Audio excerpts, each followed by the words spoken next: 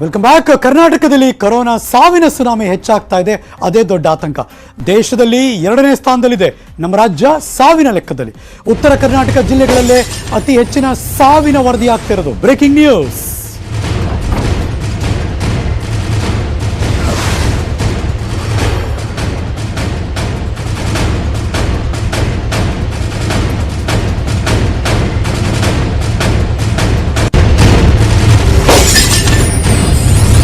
ಬೀದರ್, ಕಲಬುರಗಿ, ವಿಜಯಪುರ, ಹಾವೇರಿ ಈ 4 ಜಿಲ್ಲೆಗಳು ಅತಿ ದೊಡ್ಡ ಕನ್ಸರ್ನ್ ಈಗ.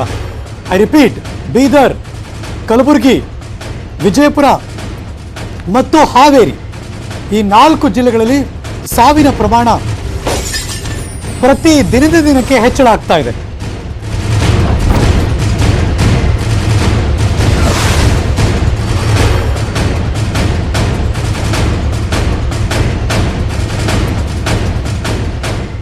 ಆರೋಗ್ಯದ ಮೂಲ ಸೌಕರ್ಯದ ವೈಫಲ್ಯವೇ ಇದಕ್ಕೆ ಕಾರಣ ಅನ್ನೋ ಮಾಹಿತಿ ಬರ್ತಾ ಇದೆ.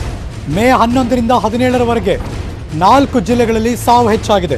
ಹಾವೇರಿ ಜಿಲ್ಲೆಯಲ್ಲಿ ಸಾವಿನ ಪ್ರಮಾಣ (4.46) ಜಾಸ್ತಿ ಆಯಿತು. ಬೀದರ್ ಜಿಲ್ಲೆಯಲ್ಲಿ ಸಾವಿನ ಪ್ರಮಾಣ 2.29, (2.29). ಅಲ್ಲಿ ರೌಂಡ್ ಫಿಗರ್ ತೋರಿಸ್ತಾ ಇದ್ದೀವಿ, ನಮ್ಮ ಪಕ್ಕ ಮಾಹಿತಿ ನಾನು ಹೇಳ್ತಾ ಇದ್ದೀನಿ. ಇನ್ನು ಕಲಬುರಗಿ 2.14 ಸಾವಿನ ಪ್ರಮಾಣ ಪರ್ಸೆಂಟೇಜ್. ವಿಜಯಪುರ ಜಿಲ್ಲೆ ಸಾವಿನ ಪ್ರಮಾಣ 1.85%, ಅಂದರೆ 2 ಆಯಿತು ರೌಂಡ್ ಫಿಗರ್.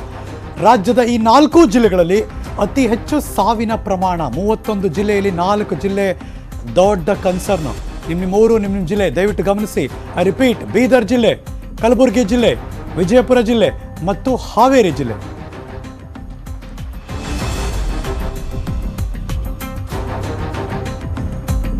ಇನ್ನು ಕುಂದಾನಗರಿ, ಬೆಳಗಾವಿಯಲ್ಲಿ ಹೆಚ್ಚುತ್ತಾ ಇದೆ ಕರೋನಾ ಪ್ರಕರಣಗಳು ಕೂಡ. ಹಳ್ಳಿಗಳಿಗೂ ಇದು ವ್ಯಾಪಿಸ್ತಾ ಇದೆ ಅನ್ನೋದೇ ದೊಡ್ಡ ಆತಂಕ. ನಗರಗಳಿಗಿಂತ ಹಳ್ಳಿಗಳಲ್ಲೇ ಸೋಂಕು ಹೆಚ್ಚಾಗ್ತಾ ಇದೆ. ಈಗ ನಿನ್ನೆ ಒಂದೇ ದಿನ ಇಡೀ ಬೆಳಗಾವಿ ಜಿಲ್ಲೆಯಲ್ಲಿ 2234 ಕೇಸ್. Breaking news.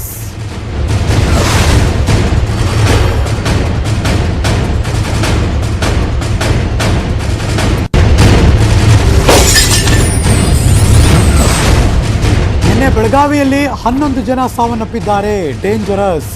ಹಳ್ಳಿಗಳಲ್ಲೇ ಸೋಂಕು ಹೆಚ್ಚಾಗ್ತಾ ಇದೆ. ಹಳ್ಳಿ ಕಡೆನೇ ಸಾವಿನ ಸಂಖ್ಯೆ ಕೂಡ ಹೆಚ್ಚಾಗ್ತಿರೋದು. ಬೆಳಗಾವಿ ನಗರದಲ್ಲಿ ನಿನ್ನೆ 372 ಪ್ರಕರಣ ದಾಖಲಾಗಿದೆ. ಗ್ರಾಮೀಣ ಪ್ರದೇಶದಲ್ಲಿ 1862. ಬಾಬಾ. ಬೆಳಗಾವಿ ಸಿಟಿ 372. ಬೆಳಗಾವಿ ಗ್ರಾಮೀಣ ಭಾಗದಲ್ಲಿ 1862 ಪ್ರಕರಣ ದಾಖಲಾಗಿದೆ. ನಮ್ಮ ಹಳ್ಳಿ ಕಡೆ ಬರಲ್ಲ ಬಿಡ ಅಂತ ಓಡಾಡ್ತಿರ್ತೀರಿ. ನೋಡಿ ಈಗ ಕತೆ ಹೆಂಗಿದೆ ಅಂತ. ಜಿಲ್ಲಾಡಳಿತಕ್ಕೆ ಹಳ್ಳಿ ಸೋಂಕಿನದ್ದು ಈಗ ದೊಡ್ಡ ಆತಂಕ. ಉಪಚುನಾವಣೆಗೂ ಮುಂಚೆ ಕಡಿಮೆ ಇತ್ತು ಈ ಸೋಂಕು. ಚುನಾವಣೆ ಮುಗಿಯಿತು, ಸೋಂಕಿನ ಪ್ರಮಾಣ ಅಂತ ಹಂಗೆ ಏರ್ಬಿಟ್ಟಿದೆ. ಸೋಂಕನ್ನು ಕಂಟ್ರೋಲ್ ಮಾಡೋದಕ್ಕೆ ಈಗ ದೊಡ್ಡ ಹರಸಾಹಸ ಪಡ್ತಿದ್ದಾರೆ. ಜಿಲ್ಲಾಡಳಿತಕ್ಕೆ ದೊಡ್ಡ ಸವಾಲೀಗ.